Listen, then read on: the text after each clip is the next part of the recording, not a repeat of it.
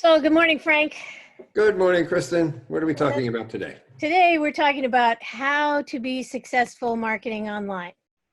Oh, I'm looking forward to hearing this myself. Yeah, this is a big topic. It's almost too big for one session. We'll have to see if we end up branching out. I'm not sure yet. We probably will. We'll do the best we can with this hour and give everybody what they need. So I think I need to lead this one, and I'm not going to introduce us today because we do have bios next to our stuff. Sure. So I think we're up to date on that. People will figure out you're the marketing expert pretty quickly. Yeah, and that you're the applications guy. That's right. Okay, we've now positioned ourselves. Okay, so the first thing to remember, especially for baby boomer business owners who have built successful businesses using traditional marketing methods. And we get a lot of clients who were doing that, and then it stopped. It stopped working. Mm-hmm. They were doing the normal things like advertising, PR, direct mail, and they had a method, they had a system, and it just isn't working anymore. So what's happened? And what can they do about it, and how can they deal with this properly? I'm going to move my mic a little bit closer. Is that better? Probably. So how marketing works now, there are a couple things that are big topics or big aspects of this that we need to remember. The first is you can't set it and forget it. And we've talked about that a little bit in some of our other webinars, but it's just, it's to the point now where it's changing so fast. Nothing sits still anymore. Yeah. You can't either. Yeah. And it's not just, it's the technology, it's the people involved in the technology, it's the algorithms, like, Google changing its algorithm 4 times a day and that type of thing. But there's another dynamic that I don't think people are talking about enough, which is that the consumers have now a whole lot of ways to talk directly to each other. Mm-hmm. And they trust each other. Unless it's a planted person, there's no vested interest. And we're all pretty good at picking out the plants. Yeah. Yes. Oh, this is fantastic. Yeah. I really had a good time with this. I highly recommend it. Yes, that's true. We are getting better at finding that out or figuring that out. So we have real customers talking to each other and even able to ask each other questions. Amazon's done a great job of that, which we've already brought up. Very few people have followed because they're scared to death to do it. And it's hard work, setting up the infrastructure for that to happen. And then there's also discussion groups and areas where people talk. And even on the B2B side, it's not just the consumer side, but also on the B2B side. Oh, yeah. You can go to G2 Crowd or Captira or whatever and find out what other people have experienced with a particular business software program. So they're talking to each other, which means they're listening less to the people who are writing all the marketing copy. Does this mean everything's changed? No. What this means is you still have to do all of that stuff. And we'll talk a little bit about what that stuff is, that baseline stuff. But you also have to be very cognizant and involved and not afraid to participate in the market and the conversations that people are having. But yeah, there's going to be a conversation out there with or without you. Yeah. You can listen. There are now, the tools are getting more sophisticated for social listening, for example.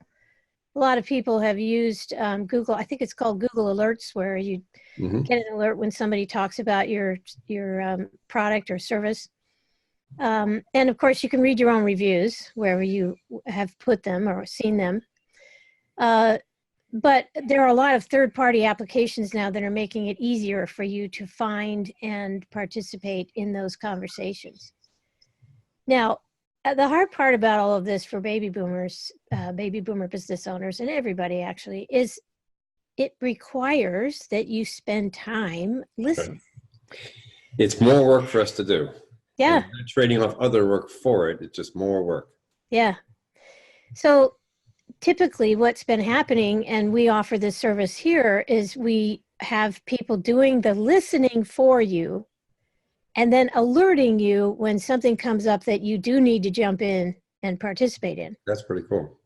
You don't want the person doing the listening necessarily to jump in and participate for you because they're not the subject matter expert, but you are. Yeah, it's funny you should say that. There's also a slippery slope there, though, because sometimes we business owners can be tempted to get defensive. Sometimes you want somebody between you, and I don't mean like, a official spokesman or something like that, but somebody between you and the audience, at least looking at what you plan on saying before you say it. Yes, or giving you training ahead of time, so that you I get, kind of know and the what reason the I line say is. that, and this is a really short tangent, this topic is kind of particularly interesting to someone like me because in the tech industry, just kind of by nature of the industry itself and the way things worked, we sort of always had this. Even in the very early days, we had user groups and CompuServe forums and things. And I still remember the phrase that I haven't heard in a long time. Do you remember flame wars? Oh, yeah. Yeah. And you could trigger a flame war by responding to some comment on CompuServe or something just the wrong way. You still see it now in YouTube comments and things. And so when I say you just have to have somebody kind of looking over your shoulder, it just it helps to have somebody coaching you on the right way to respond to something, or just looking at what you might say and saying, maybe you should say it this way, just because it's really easy as a business owner who feels passionately about your product or service to respond badly to somebody else's comment, which may be a genuine negative comment, or it could be a plant or something. But so that's why I reacted the way I did when we talked about responding. It's very important that we have people to respond, but it's also very important to have people helping us respond properly. Yeah, and I think the basic piece of advice on that is, and what we talk to with our clients about is, you need to be humble first. Mm-hmm. So the first reaction shouldn't be, you're an idiot. Yes, but you keep it inside. Yeah, right. or we fixed that months ago. What's wrong with you? Mm-hmm. Why didn't you know that? And of course, the answer is, if they didn't know it, it's because you weren't good enough at telling them. Exactly. Read the fine manual. Yeah. Read the 10-point type in the manual. So it's mostly a tone. It's a character. It's reacting the way a good friend would react when they're waiting to see. They're saying, well, hang on a second. Let me just make sure I understand what you're saying. Or, asking for more detail, or, gee, that's odd. We thought we fixed that. I guess not. We need to work on that some more. I have a client who had some reviews in Google, and, when you go to your website and there's that knowledge graph on the right-hand side, when somebody types in your website and it appears in Google search results, that's what they call a knowledge graph. And she has a company that shares the same name with several other companies. And the person actually went on the other company's tour, not her tour, and blasted it. And boy, she was tempted, that was just like, oh, wait, it wasn't even us. That whole idiot thing came up really easily because it's not even the same company. Please comment somewhere else. I'll take a little bit of restraint. Yeah. Yeah. So this is a conversation now in a way that marketing and sales were not conversations in the past. They were just one-way communication. And this is all obvious because we're living it. We know it. But when you're working and trying to publicize your products and have that conversation with people, now we're talking about interaction that works. Right. And it's really only obvious when you point it out. It's one of these things that, yes, you point it out, we all go, yeah, that's obvious, but it's so easy to kind of forget these things until someone like you reminds us. It's good to get a reminder. Yeah, and I think the other thing to remember, and it's something that a lot of millennials don't think about when they react to somebody online, or they fill their Twitter feed with not very professional content, and when somebody's going to go hire them, they go look at their Twitter feed. Yep. It is, everything's public now, and you really have to think like a politician or a celebrity or something and realize that it's all out there. Professionalism still matters. It does. It does. Okay, so let's go back. And so does honesty, by the way. Yeah, that's a good point. Just to jump off of this, the companies that I respect, and I think that have gained a lot of respect in the industry, are ones that are not afraid to be honest about their failings. Mm-hmm. The largest example of this is, with the cloud being what it is, failures can be spectacular. Mm-hmm. Last week, there was a whole problem with Google on the Eastern Seaboard. There were problems with Microsoft's Azure going down, Office 365 unavailable. And there's a culture in that end of the business of complete transparency.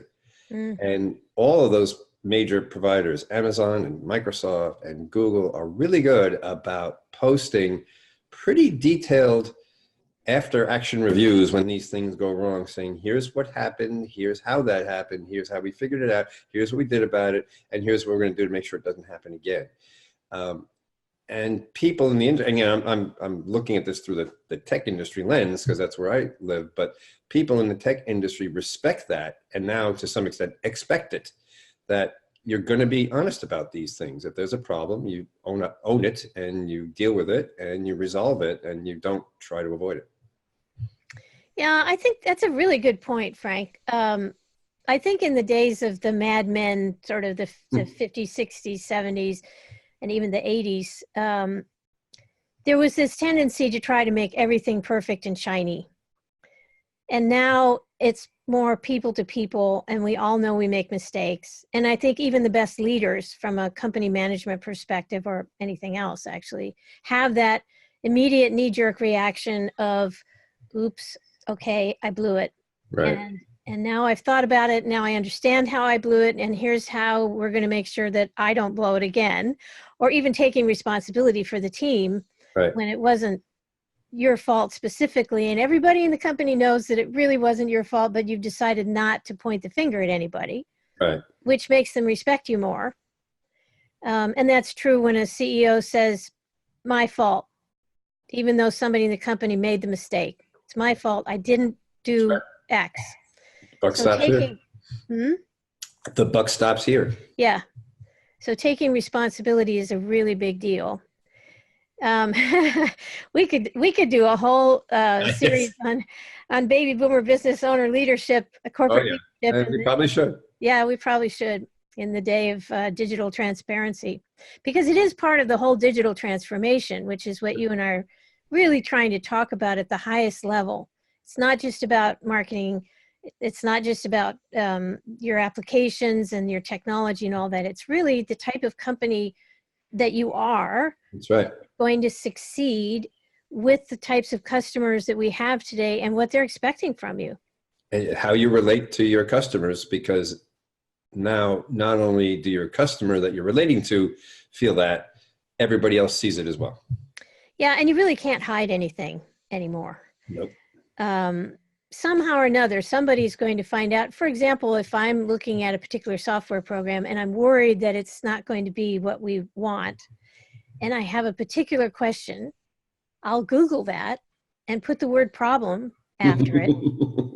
And sure enough, you find these deep down discussion groups where people have said, well, I got it, I tried it, and I had this really big problem in this one area. And here a customer has decided to buy from you, put you on the short list, and then done a little bit of research and then rejected you, and you have no idea. Right. Back in the old days of set it and forget it, they would contact you and you would pretty much know what people were saying about you, except for some of the backroom conversations that people never said things to your face. But you pretty much knew what questions people were asking and what their concerns were.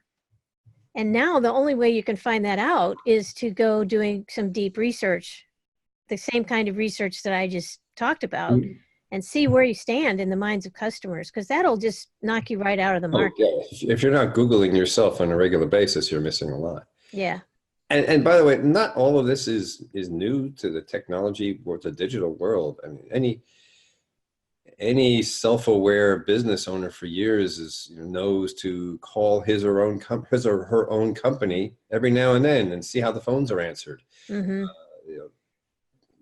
Watch an episode of, what's that called? Undercover Boss. The whole notion of Yeah. looking at your own business from the outside in is not something new, but it's easy to forget to do that in the digital domain, to Google yourself, to to do a Google search on your company name is awful and see what happens or something like that. Yeah. You know, and to listen and to recognize that that listening is pretty much a nonstop activity. Yeah, I think that's the biggest shift. And when we were talking about this session together, you talked about the reset button, digital transformation, where you really take in not just the technology and the new methods and all of that, which is enough all by itself, but the whole way that the company interacts with the marketplace and what they expect of you, and what you have to do constantly because they're doing it constantly. That's right. This gets back to what you were starting on before, but before I probably interrupted you, of talking about marketing is now a conversation and not a presentation. Yeah. So that's a big shift. And a lot of what we're trying to do with these sessions is talk about this from a management perspective, because that's going to drive all of your decisions, and it's going to either comfort you because now you see the big picture, or it's going to scare you to death because now you see the big picture. Right. Either way. But we have to tell the truth about what's really happening out there. Absolutely. So set it, forget it's over. Consumers are talking to each other. The other difficulty with this or challenge is that it does change constantly, and not just because of the customers. Another part of the transparency is I can look up any one of your competitors and see what they're doing.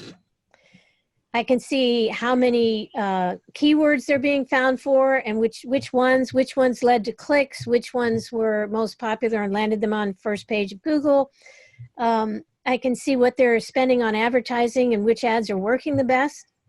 I'm actually fascinated with some of the data that you show me about us, that even as a tech guy, I should understand how that all works, but some of it's over my head. And it's just amazing how much you're able to reveal about how other people in my particular space or in anybody's space are doing this marketing. It's really cool. Yeah, and it happens quickly sometimes. I mean, I've had a few situations over the last couple of years where I've shown a client their competitive landscape, and then 6 months or a year later or something, or even sooner, like a quarter later, somebody mentions something to them, or we check back because we're always testing this anyway, and there's some new competitor that's starting to be found for the same keywords. Yep. And the company, the CEO never even heard of them. And they're starting to outbid them and be higher in the results. They're out there looking at how you sell to your customers, just like you can look at how they sell to theirs. So it's changing faster and faster and faster because of all this transparency and the tools. So one of the things that leads to is complexity and how you manage your company. And what we've done here is we've done what I always wanted to do, which is to build the perfect marketing department. And it's been a very expensive endeavor on my part. I've just nobody's stopping me from doing the right thing. I've done a lot of marketing and sales department turnarounds, and usually there was something. Some guy like me saying, that's a great idea, we just can't afford it. Can't afford it or can't do it or whatever. So I'm really just investing in what works best. And I've discovered through this process that you need 3 or 4 kinds of people. You need an infrastructure team that keeps up with the applications, because this is an application-driven thing now. It's not about magazines and radio and TV. All that stuff's there, but this work, this digital transformation and being transparent and getting these statistics and being out there properly requires applications. And as we all know, we're spending 100% of our time now doing business on the web. Just to be clear, when you say applications, you're talking about tools for your team to use. Because we talk a lot about applications that we build for our customers, but yeah, those tools they're phenomenal tools, but they're complicated, and they need to be taken care of. Yeah, and you need an app whisperer. I have one on staff who just constantly checks on what we're doing with these tools and what tools might be better, and all of us tell her, oh, look, take a look at this because it just came up on our radar and maybe it'll be a better tool for, we just switched social broadcasting, where you have one tool that allows you to do all of the social work for all clients. And we switched out tools because there was another one that was better, and we've got better social listening tools right now. I mean, even the accounting that you do, we're consolidating all of our accounting right now into one tool instead of 2 or 3. And then there's integration between all of these infrastructure pieces. So you need somebody who can help with that. So that whole infrastructure aspect has gotten to be a really big part of doing business successfully in a digital age. And it's substantially different than the way things used to be done. You and I have similar challenges in this regard, where back in the day, the things that you did or the things that we do may very well have been done by 1 or maybe 2 people. You know, on our side, it was just a good programmer could do pretty much everything you needed. On your side, it's like, well, you had your marketing person. Maybe if you were a big enough company, you had somebody for print and somebody for media or something like that. But now it takes a team, just as in developing a world-class app now takes a multi-dimensional team of people who know all these different things. I don't believe back in the day that marketing was as tool heavy. It was more of a creative endeavor. It was a lot of people, really smart, creative people doing things. But now you're very much tethered to these tools in order to be able to know what's going on. Yeah, that's true. You can't even begin to do this work without the right tools. Years If Don ago, Draper came back today, he probably wouldn't be Don Draper. Years ago, I used to say in my speeches when I saw this web thing coming that marketing used to be 80% creative and 20% logistics. And now it's the opposite. Mm-hmm. And the logistics include the planning and the metrics and the tools, and it's all gotten very engineering-like in that sense. Yep. So it's more than being a marketing person. You have to be a technical person as well. It's an operational problem. Yeah. You know, it's like running a factory. There's all these other disciplines that are required to make the factory floor work. Some of those disciplines are actually building the product. Yeah. The disciplines are building the factory and managing the factory and so forth. It's very similar. Yeah, I agree. So you have an core infrastructure team, and then and that includes building systems for measuring your results, which has always been a difficult thing for marketing people. They'd rather just throw it over the fence and go on to their next creative project. But you really do have to build up and we have very sophisticated dashboards that we built for clients that make Google Analytics easy to manipulate. Presents it in a way where you can come in there anytime and say, okay, how are we doing this month over last? And how is this channel doing? And which is the most popular article and that kind of thing. So that's the infrastructure. And then I would imagine that people in marketing view that availability of all that data is almost a gift, because it's something you just didn't have in the past. It's also you scary. You had much cruder versions of it. Yeah. Audience measuring and things like that. But the more creative people actually don't like it. Yeah, I guess. Because they get this great idea and they think it's fantastic and they want to run it. And back in the old days, you'd set it and forget it. And 6 months later, you'd see if it worked or not. Right. Now you can create an ad campaign in Google or LinkedIn or whatever channel you're using and start seeing results right away and start doing A/B testing. You still need enough data, enough people coming in. Mm-hmm. Which is also tricky with B2B, business to business, because you may have a very niche market and you won't get enough consumer activity to be able to tell right away. But let's go back to the channels. So the channels, then you've got the infrastructure, you've got the channels, which we'll talk about in a minute, and then you have campaigns, which combine all of these things. Like you might have a campaign that starts with online advertising, but you absolutely have to have an associated landing page on your site for that. So that when they come, they respond to the ad. They're not like, oh, wait, that's jarring. That's not what I expected.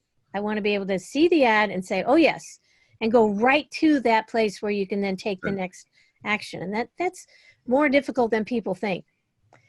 And then there's also so there's the channels and the campaigns. You have to integrate them all together. And actually, it's hard finding people now who are good at integrating the whole thing. I haven't had any trouble at all finding, well, I shouldn't say that. I'm very picky about who I hire. But I have managed to find channel specialists, people who are good at SEO or online advertising or social or whatever, and have those people do a good job. I should say at this point that the biggest problem I see with baby boomer business owners is they hire one of those people. Mm-hmm. And they come to us and say, oh, I tried social, didn't work. Or, right. And that's what I was saying before, this past perception that you just need one person who knows this marketing stuff. Well, that's a marketing generalist, and they're not. Right. They're gone. Exactly. They need a team of specialists because there is no way that you can keep up with the changes that happen within a given technology or channel. I mean, it just daily changes. And sometimes, and Google doesn't tell anybody why they change their algorithm. Right. That's probably one of their biggest kept secrets. It is. Yeah. And it's very difficult. So the minute they change their algorithm and everybody's stats go down, all of a sudden there's the flame, the flames in the discussion groups, and everybody's like, oh, wait, my stats went down too, and it was on this day, and it seems to be related to this. And so it takes a while for people to figure it out. And then we business owners are all getting inundated with emails from people promising us to just fix all this. I must get 100 emails a day to my website, to people saying, I can make your website so much better. We're experts at this, we're experts at that. You can't just believe these things on face value. Actually, that's a good segue into one thing I wanted to cover and have you cover today, because I've done enough talking for now. And that is a day in the life of a CEO of, you're actually CEO of 3 companies. Right. And, what's your life? I know you've ranted to me at least a few times about what drives you crazy? What do you actually respond to? How do you find yourself buying things? I think that would be useful for people to hear. Yeah, and it's actually useful just for everybody to look at their own life, because we probably all think that we're different. I don't have time to read all this stuff. I don't have time to look at that, but everybody else must.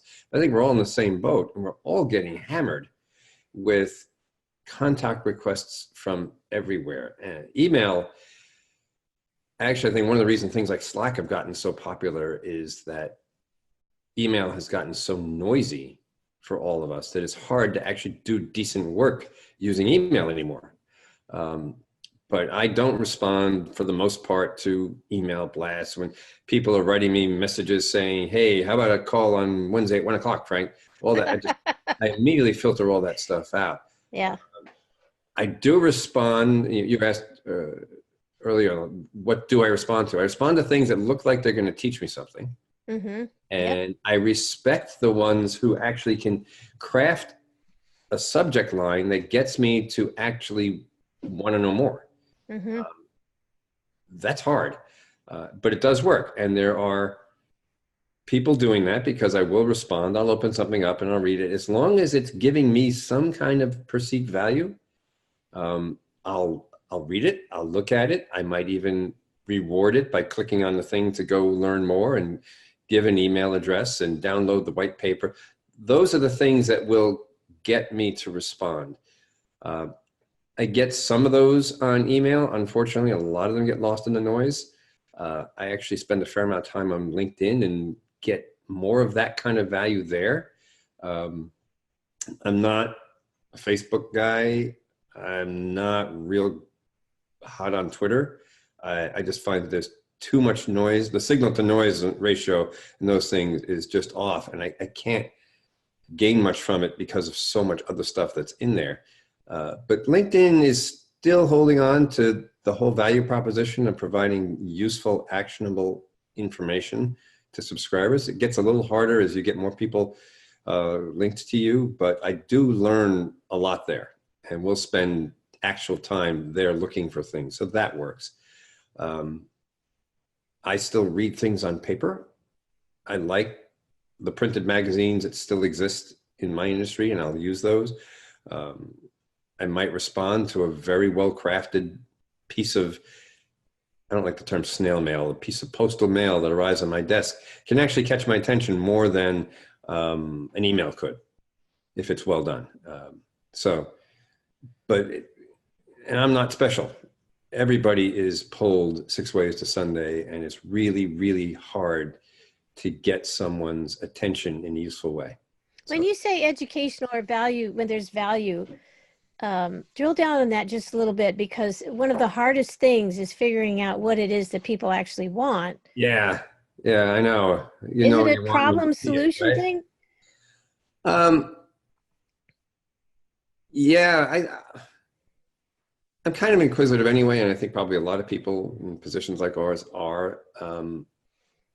So I can be caught by even just a well-phrased, new information about this or that. It's really hard to pin down because there is so much junk that tries to do similar things. If it's a subject line that says, did you know you could do such and such? I probably won't respond to that. But if it's a little more specific, and I probably should have prepared with some examples here. I'll try and come up with some and we can post them somewhere. If it's a little more specific about maybe some new law, GDPR was a big one. I actually started paying attention to some emails with what seemed to be thoughtfully expressed information on GDPR because I needed to learn about that. And wait, let's stop for a second. So GDPR is... Oh, sorry. No, that's all right. It's the European Union saying that you absolutely have to document consent. It's all about consent. I've read the regulation, all 100 pages of it. And it's all about making sure that you can say that you got consent from somebody to send them something or gather their information. And if you are holding any kind of personal information on people, you have to be able to show that it's secure and you haven't done anything to violate it, like selling the information when you shouldn't be. And if they want you to remove them from your list or whatever, you have to be able to do it right away, and you have to prove that you've done it.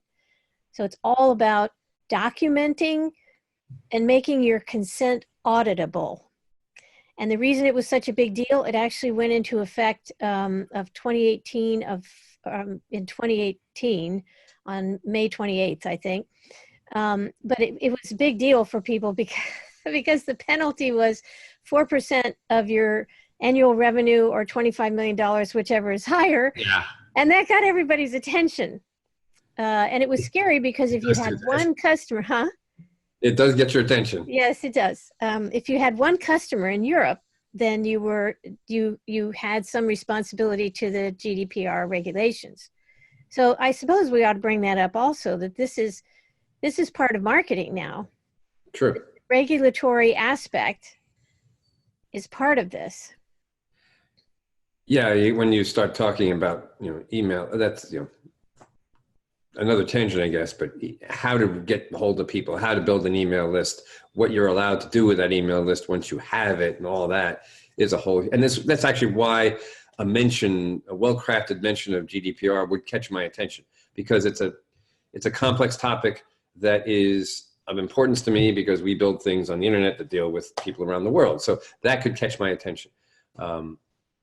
I guess what I look for is something that is actionable, something that leads me to believe when I see that subject message, when I see the little synopsis on a LinkedIn post or something, that if I take the time to read this, I will learn something I can use. Mm-hmm.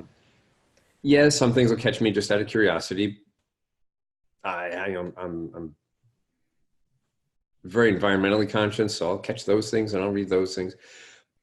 But it's really in how it's presented that you have, if you look at my Outlook window, the way I've got it set up, there's maybe 35 characters in the subject line that you have to catch my attention with. There's an art form to writing those things to get me to click on that thing and open up your email and go a little bit further.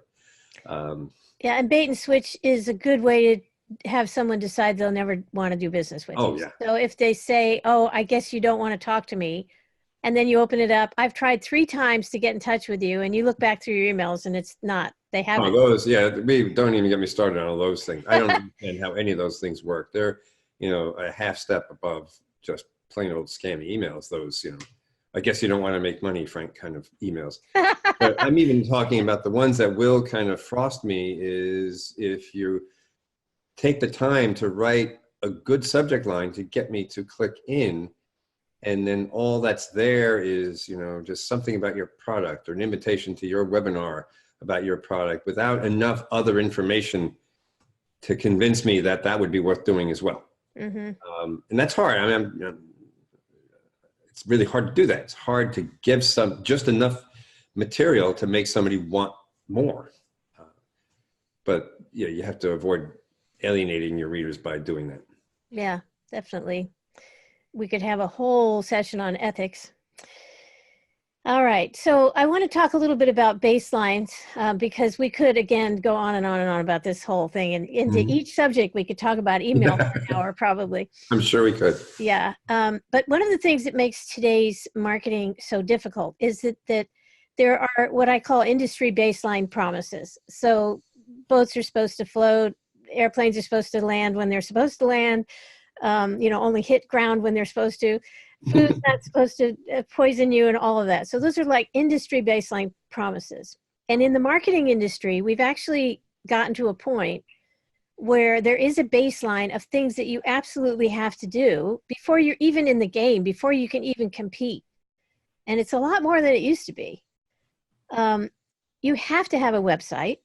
You have to have a social presence, because even if people don't follow you, they will go and look at your feed, just as I was talking about with candidates, but they'll do it with companies too, and see what you care about and whether you're helpful or not, or educational or not. So it's part of that character test.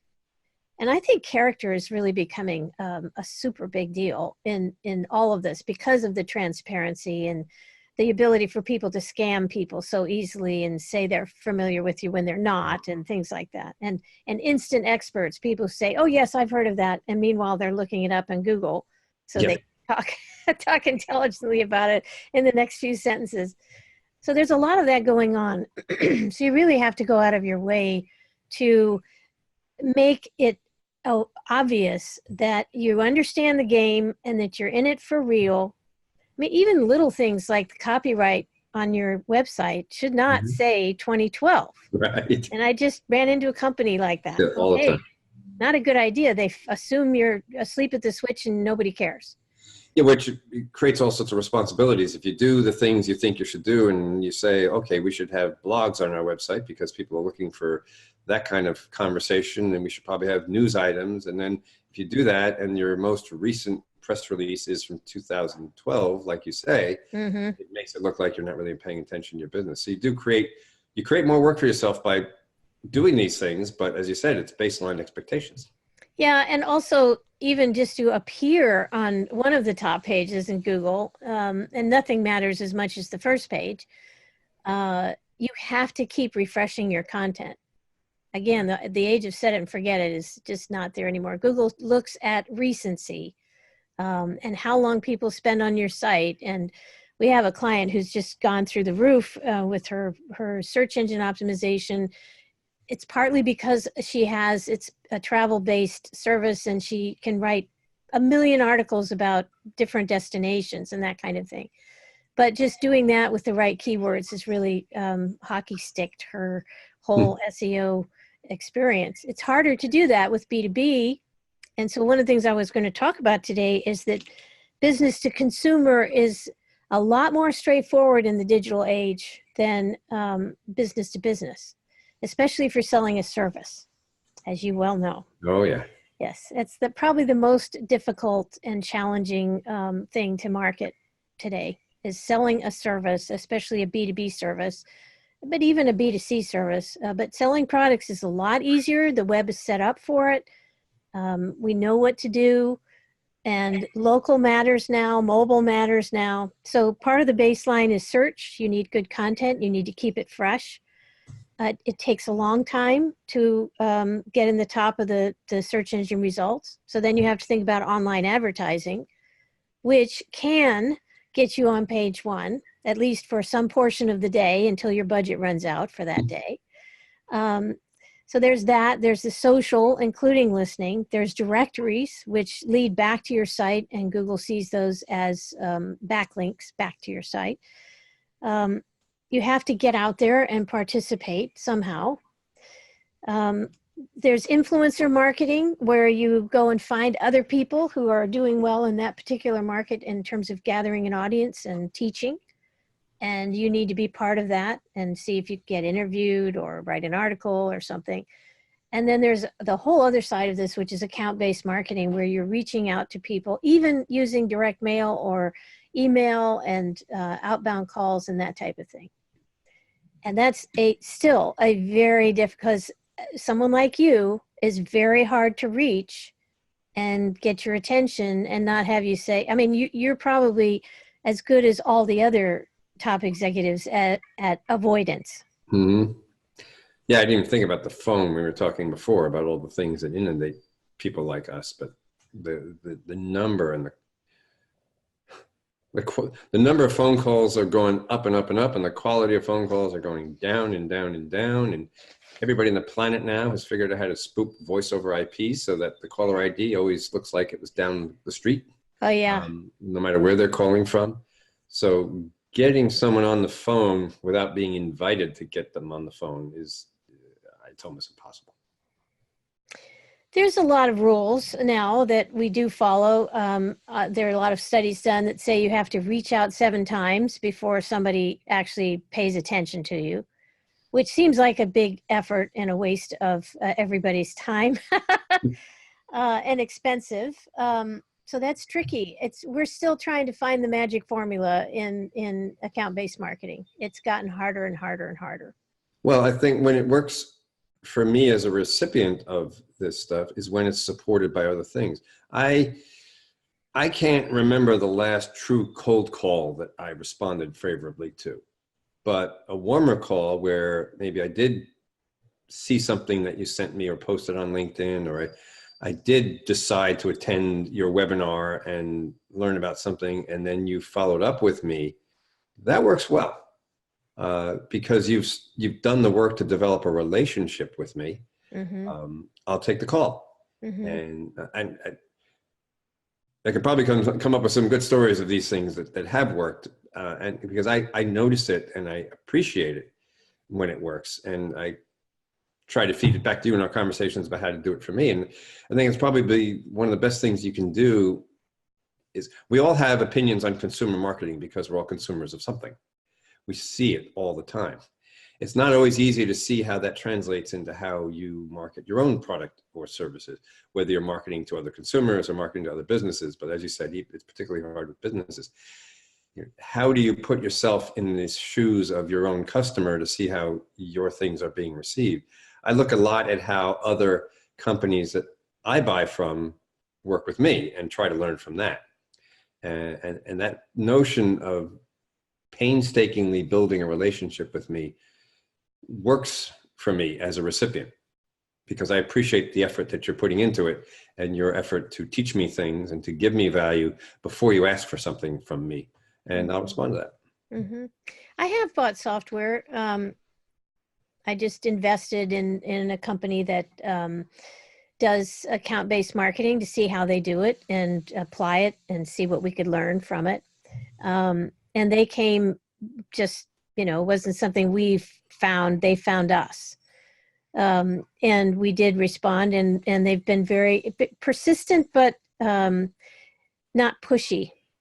And I think that makes a big difference. Asking for too much, asking for 15 minutes. I just want 15 minutes. Well, 15 minutes in the day of a busy executive is a lot to ask. Especially I love when they say, can I just have 15 minutes to learn about your business, Frank? It's like, why do I want to teach you about no indication at all about what value you might return. Yeah, or emails without any company information, just somebody's name, and it's like they're ashamed of the company that they're part of. Mm-hmm. And they don't really want you to know that they're in India or whatever. All of those things don't work. Anybody who's running a company was not born yesterday. They didn't just roll off the turnip truck, as the old saying goes. And they're just not going to be fooled by this stuff. It doesn't work. Manipulation doesn't work. So all of the people that are trying those techniques, I think it can work a little bit in the business consumer side for a short period. Like if you're selling one little item that you guys have made in your factory, like a stand for an iPhone or something that's really clever and solves a very specific problem, and then you market the heck out of it in Facebook and things like that. But that's very single. That's like this pipe that you're going down. It's one problem you're trying to solve. Like I said, and that's also a game of numbers thing. I mm-hmm. think, and I often, as a service provider, I often envy people who make tangible products because, to some extent, your business succeeds or fails on the strength of the product. Now, there's a million reasons why a company with a really great product can still fail, but at least the product is the end goal of what you're doing. And if you play a numbers game and you blast your message out to millions and millions and millions of people, you only need a few of them to respond. This is why spam still works. Mm-hmm. But that's a lot different than a business-to-business relationship. You can't, blanket the universe with messages like that, hoping just enough people respond to keep you afloat. Yeah. Have a much better conversation. Yeah, that's right.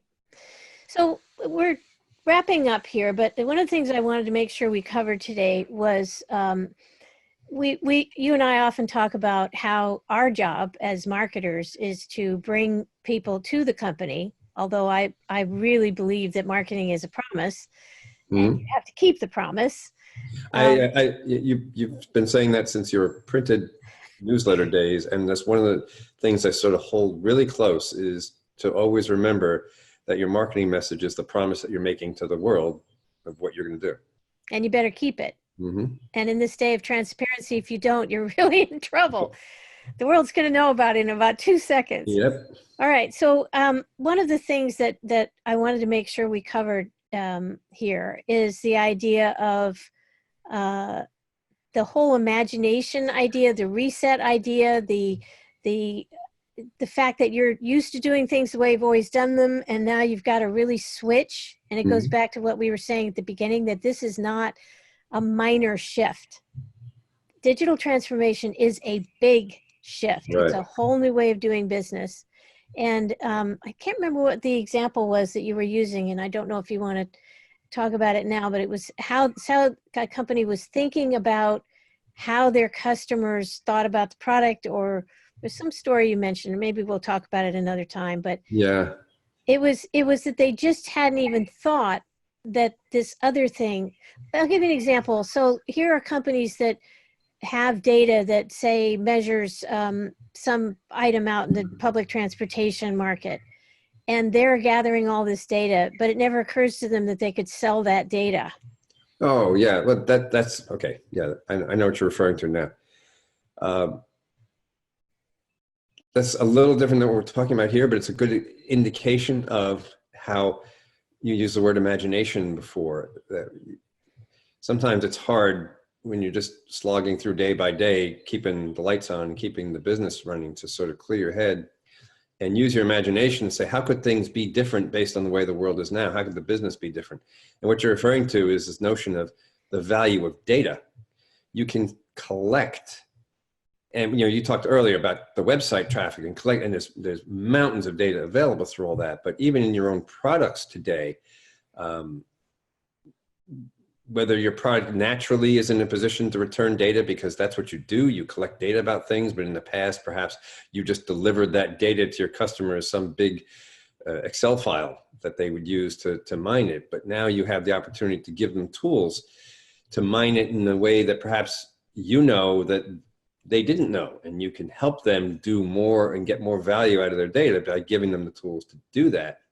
Similarly, and this gets into a broader part of this whole marketing issue, is that your products themselves can be instrumented to bring data back to you. We're running into this every day with devices in your home that all of a sudden now connect to your home Wi-Fi and send data back to the company that let you do other things. The Nest thermostat is everybody's favorite example about that, 'cause it's a very simple device that adds tremendous value by now being connected to the internet. This is something we call the Internet of Things. And if you have a product that can in some way participate in that, has the ability to connect to the internet and bring data back to you from how your customers are using it, You can learn from that and make your product better, make your service better, create new products that complement that. You can learn from that sort of closed loop of data returning to you. And that gets this broader notion that I think you're starting to talk about, marketing is traditionally about bringing new people into the fold. But because of this whole notion of a never-ending digital relationship with your customers, that whole marketing relationship doesn't really end once they buy your product or service. You're constantly connecting with them. You're constantly getting feedback from them. They're giving feedback to others about you, whether you like it or not. So you have to continue to participate in that conversation and perhaps lean into it by giving them the ability to help you, them being your customers. So we have a client now that was traditionally a business that didn't involve a digital connection. They're now putting mobile apps into the hands of their customers to do certain things. And we're giving them the ability to then refer that service to other customers through the app, free coupon type things, or just being able to publish what they've done with this app to their own social channels in such a way as to get the attention of their friends saying, hey, look what I did with these pictures of my dogs or something. And people will see that and say, I'd like to do that as well. We know this is viral marketing, but it really comes under many names, just the ability of your customers to help promote your business because they like doing business with you. That's a whole extension of the idea of customers talking to each other. Right. And there are a lot of companies now that have, especially in little apps, game apps and that type of thing, where you can share the app with your friends. It's a little tricky, I think, because there are areas that are like, do you really want all of your Facebook people to know that you spend an hour a day working on a particular game? It's actually a lot tricky to think about, and it's easy to just say, oh, just put a Facebook button here. But you have to really think these things through, and you have to test these concepts out with a limited market. You don't just blast this out to all of your customers. You try a few and see how they respond to it. It's very tricky to enable your customers to have these kinds of conversations with their other customers and with the world. And you don't want to create a vehicle that can sort of blow up in your face or in your customer's face. Yeah. Well, I hate to end this webinar on blowing up in your face. Sorry. No, it is true though that I think we have to be.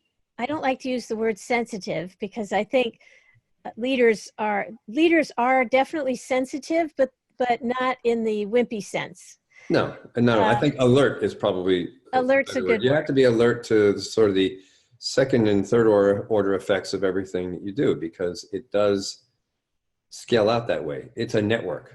The internet is a network, and there's many meanings of that word. And it's a network of opinions. Mm-hmm. It's an opinionated network. Yes, it's an opinionated network. I'm gonna use that somewhere, Frank. That's a very good phrase. I like that. All right. Well, this has been very interesting. As usual, there were a lot of things that came into the conversation that I hadn't expected, but we're still pretty much ending on time, a little early, actually. So that's good. And I guess we will have to see what kind of reaction we get and That's whether right. we should be drilling down to specific topics. We're probably going to have to put a wish list up. And that was one more thing we didn't say today, which is the hardest part, or one of the hardest parts about digital marketing and applications, building applications, is that you'll do something tremendous for your clients. Like when we built those ops centers, we were so excited. Oh, yes. And then you show it to the client and they're like, yeah, okay, good. Oh, this is great. Can I also have this? Right. Okay, I just finished this whole thing. It never ends. It's a good thing, because what you did is you sparked people's imaginations, and they started thinking about other things that they hadn't thought about because you did that. And that's all great. Sometimes it's frustrating because rather than seeing all the stuff that's good, they go, oh yeah, but what about this? Yeah. That's on the roadmap. We'll get to that. But what about all these things we didn't do?